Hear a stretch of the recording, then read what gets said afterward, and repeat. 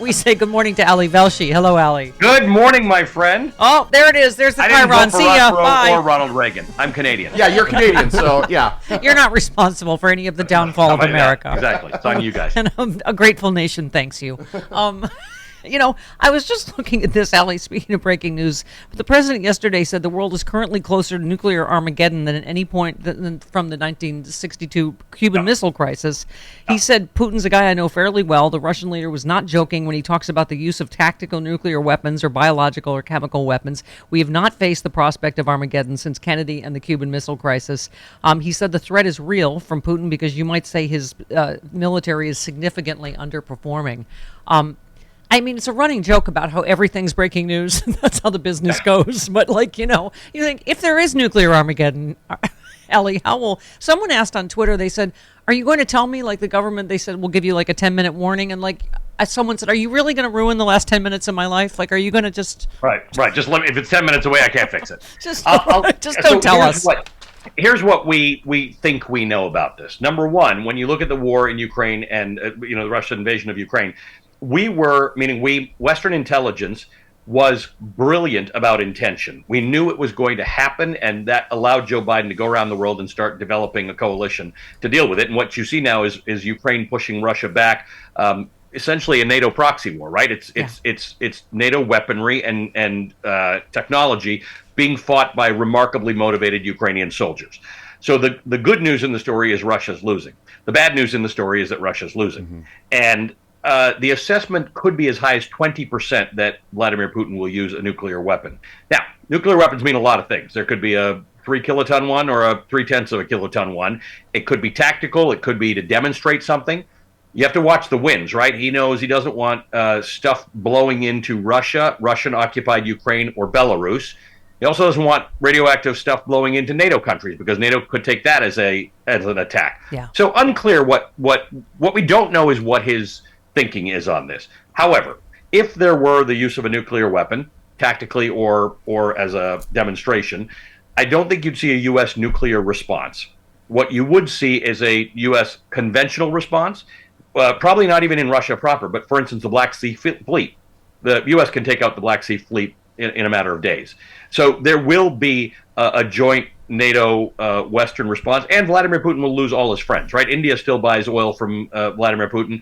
They won't do that after a nuclear strike. So you lose your political effect, you lose your deterrent effect, but nobody knows how crazy Vladimir Putin is or how cornered he feels right now. I will say the one line, the other line that Biden said last night at this fundraiser, I didn't realize how much serious damage the previous administration did to our foreign policy. Yeah. And that's an important thing because Donald Trump was so willy-nilly about Russia and Saudi Arabia and all that stuff, and now they're cutting oil production and raising oil prices. Thank you. Right before the midterms. Yeah. Right before 32 days now to the midterms, and people know that in America the elections can be won and lost on this stuff. So we have to think very hard about who our friends are and who our adversaries are moving forward, and not play footsie with the wrong people. Yeah, I was going to ask you about that. Some Republicans Against Trumpism tweeted, "What is the chance that Donald Trump asked his Saudi buddies to jack up oil prices to help the GOP in the midterms?" Strong. Right. I have no inside knowledge of it, but think about all the things that Donald Trump and Mohammed bin Salman did together. Jared Kushner and Mohammed bin Salman were texting buddies and hung out in hotel rooms. Mohammed bin Salman invested close to $2 billion in Jared Kushner's investment fund. I mean, you don't invest $2 billion in the investment fund of somebody who's had 30 years experience in investing. Yeah. Jared Kushner's had, let me just check, I don't have enough fingers to do 0 years in investment. Right, that happened. Yeah. Then Trump tells he tells an author that he saved Mohammed bin Salman's ass after he took out Jamal Khashoggi. Yeah. This is quid pro quo, pro quo, pro quo, pro quo. Yeah. Well, why wouldn't Mohammed bin Salman want Joe Biden to lose an election so that Donald Trump can be the next president of the United States? Donald Trump's the best thing that ever happened to him. Thank you, Ellie. And but this is also a problem, I guess, not just with the media, and we talk about this every week, but that you have Tucker Carlson on one whole network doing Vladimir Putin's talking points, actively rooting for Russia. It's like Republicans want gas prices to shoot up so they can win. They don't care that Herschel Walker, paid to abort a child. You know what I mean? They don't care. All they want is. I'm glad that Herschel Walker could. Right? I'm glad that there was an abortion. He had that choice. that he had that choice, right? Yeah. That's what we should all be fighting for Herschel Walker to do that. I just can't follow Herschel Walker for 2 minutes because the guy is all over the map all the time. Right. And the fascinating part is that he's close. The fascinating part is that Blake Masters in Arizona is close. Yeah. Ron Johnson, who's, I don't know where he's gone, is close in Wisconsin. In fact, he's ahead of Mandela Barnes. This stuff is what's crazy, that the Republicans have what Mitch McConnell calls a candidate quality problem. Yeah. And these people are still polling well. Herschel Walker may be doing better as a result of all these revelations in the last few days. Isn't that the difference, Ali? That is the point we find ourselves at. It's not two sets of facts. MSNBC, regardless of what you think about a point of view, which of course they have a point of view, you don't report things that are incorrect. You don't report. I have a legal department. I have a standards department. I can't. If there is something wrong, you correct it. You have an entire network, Fox News, that has a whole ecosystem that routinely reports things that are not true. Right? It's wild. Yeah. And I don't know what we do about that. You said, you tweeted, Doug Mastriano won't talk to the media, won't talk to people who don't think like him, worship like him, pray like him, marry like him. Josh Shapiro said on your show, right? Yeah. So there's an interesting case, right? Josh Shapiro, Doug Mastriano, and Terry Lake are probably the two most dangerous people running for governor right now because they're both absolute conspiracy theorist, election denier nuts. Right. And Josh Shapiro in Pennsylvania, he's the attorney general. He's running for governor. He's polling well ahead of Mastriano, and a whole lot of Republicans, like officially and publicly, are backing him because they don't want Mastriano coming anywhere near the governor's office. But if democracy dies, it's going to die in Pennsylvania. Liz Cheney said it's going to die in Arizona, could die in Georgia. Yeah. All these places where election deniers are around and now will be smarter than they were in 2020. Again, not two different opinions. Donald Trump did not win the election. 100%. There's one set of facts. There is 100%. only... That's exactly right. But these are people who are going to get elected, and there are lots of them running. And, if you do an overlay of all the people who are running and might get elected who are election deniers and put it over the 2020 election, Joe Biden would not be the president of the United States today. Right. Well, I was going to say here, you said democracy is at stake in Wisconsin. Yeah. You mentioned Ron Johnson, election denier, January 6th denier. He was a relatively normal conservative. Ron Johnson made a big pivot under Trump and became crazy. So now that puts Mandela Barnes, who's running against him, in a tough position because do you talk about the things that are important to people, including the economy? There are kitchen table issues that are important to people.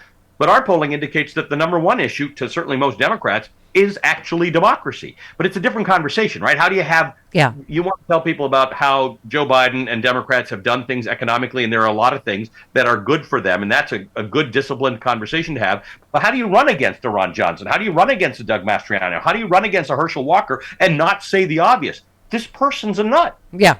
Is a nut. Is lying. Is a nut. Is not qualified. Right. Yeah, unqualified. I mean, but part of you point to the media thing of this about, I don't know which show it was on MSNBC that was interviewing Lauren Boebert's opponent, who is surging, is within a couple points of her. And of course they say we invited Lauren Boebert too, but of course there are a whole raft of people, I'm sure, that will never go on MSNBC, right? Right. But I don't know that we should have. I don't know that we should even say we invite them. But I mean, Democrats do go on Fox. I mean, an angel gets its wings every time Pete Buttigieg goes on Fox. I mean, I'm not man enough to go on Fox.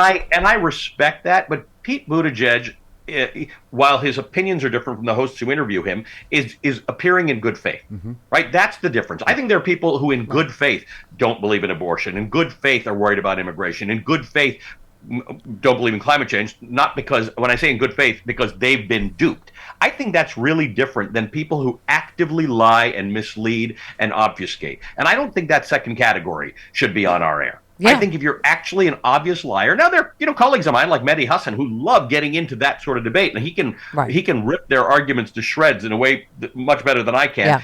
I sometimes think there might be space for that, but I'm also of the belief that sometimes you give these people oxygen, even if they get oxygen somewhere else. Yeah.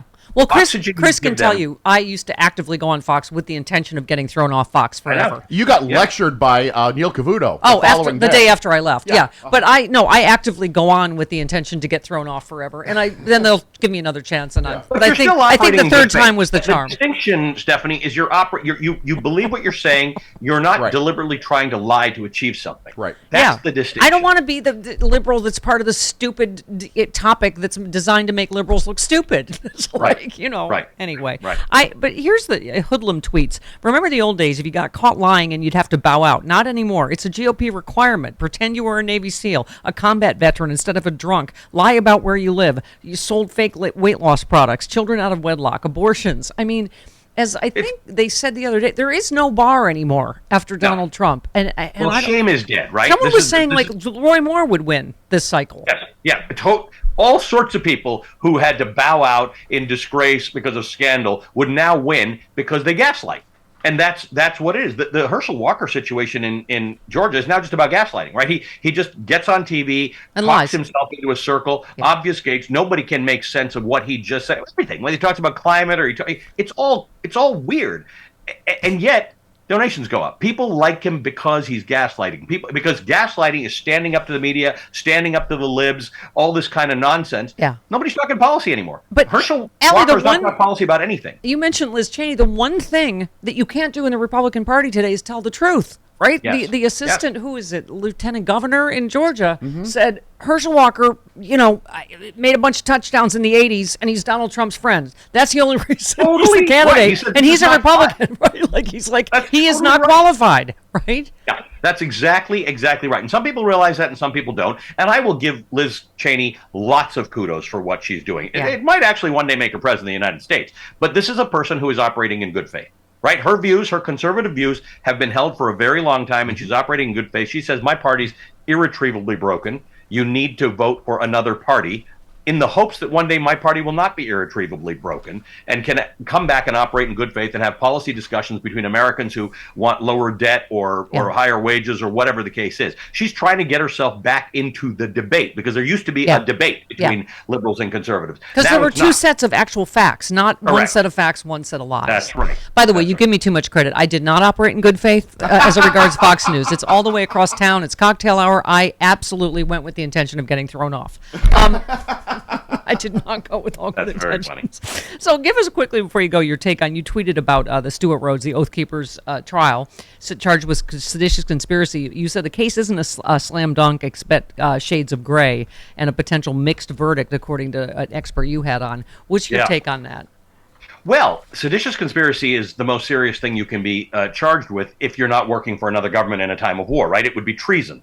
And while we don't do that here, they normally take your head off for that.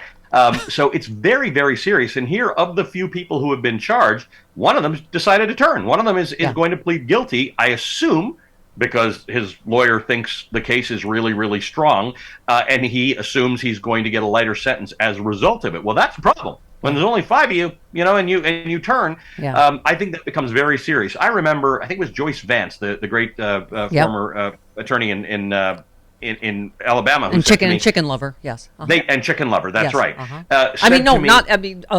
Live ones. Pardon me. Silky, she has chickens. Silkies. Chickens in her garden. Chickens. To get our facts straight, silky chickens. He was saying to me, they would just not bring seditious conspiracy charges that they did not think that they could, because that is about as political as it gets. If this didn't work, that falls into the Donald Trump, they're out to get me witch hunt nonsense. So she thought that there was a better case than a lot of people did in this case. And the fact that one person's decided to plead guilty is amazing. This is really serious. I think the thing that Americans have to understand is the connection between the Oath Keepers and these various groups and Charlottesville and Proud Boys Stand Back and Stand By and Donald Trump's new rallies where he plays that QAnon music and people put up two fingers. It's wild stuff, Stephanie. It's conspiracy theory, cult, nonsense that I think anybody who's thinking about voting Republican because they'd like lower taxes or whatever it is that they want needs to think about this. Yeah, and needs to look at historical precedents and say there's something very wrong with today's Republican Party. Nazi flag. Yeah, Nazi flag. That should be a red flag, Nazi flag. It's crazy. Yeah, the fact that we're in this world now, Ellie, where we're so numb to that we're talking about which one, espionage, seditious conspiracy, which really super serious, nuclear Armageddon. I mean, it's Wow. Well, listen, it's time for you to be back on TV. I'm sure we've already gotten several texts that we have made you late. But we love you, Allie Velshi. See you next week, Thanks, I hope. Allie. Friend. All right. Thank Bye-bye. you.